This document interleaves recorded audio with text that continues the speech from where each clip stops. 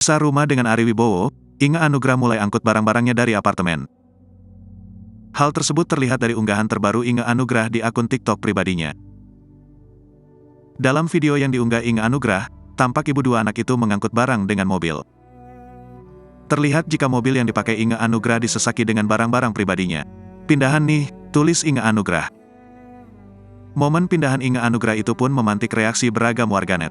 Tak sedikit dukungan mengalir untuk wanita kelahiran 6 Oktober 1980 tersebut. "Akhirnya, bebas dari orang toksik memang menyenangkan Mbak Inge," tulis warganet.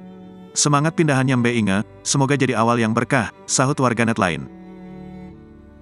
"Pernah di posisi Inge dan tidak dibolehin bawa barang apapun padahal aku yang beli sendiri," timpal warganet lain. Seperti diketahui, Inge Anugrah dan Ari Wibowo sepakat meninggalkan apartemen yang sebelumnya mereka tempati. Keduanya secara resmi tidak tinggal seatap lagi karena Ari Wibowo akan kembali ke rumahnya yang sudah selesai direnovasi.